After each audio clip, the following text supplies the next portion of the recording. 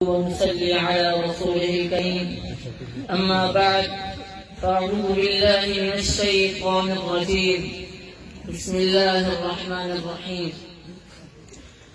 كل نفس ذائقة الموت. صدقت يا مولانا العظيم.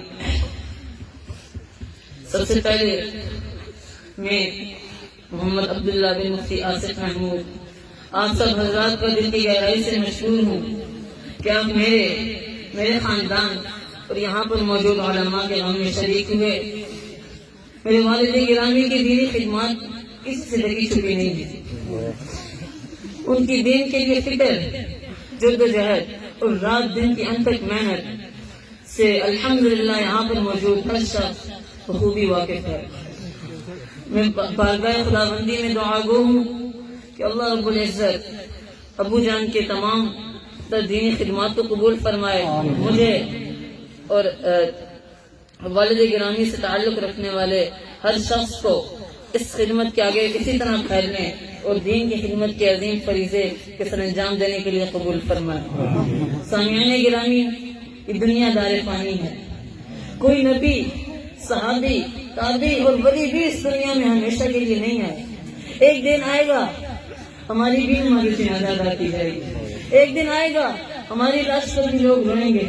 ایک دن آئے گا کہ ہماری بھی میت کہیں پڑی ہوگی. تو کیوں نہ آج اس موقع سے ہم ایک سبق لیتے جائیں.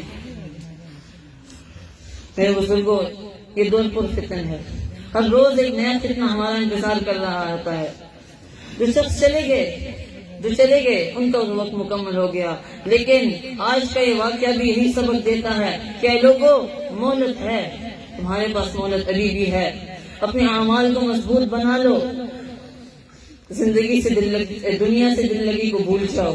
اپنے اللہ سے اپنا تعلق مضبوط بنا لو تو آخرت کی تمام تر مشکلیں، عذابات اور تکالیف سے نجات پا جاؤ گے.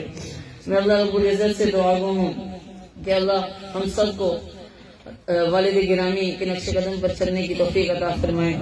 اور آخر میں اپنے والد گرامی کے پیر و مرشد اور اپنے مرشد مربی حضرت جی سے وعدہ کرتا ہوں اور انہیں یقین دلاتا ہوں کہ جس طرح ابو جان نے آپ کی ہر بات پر لبیک کہا، انشاءاللہ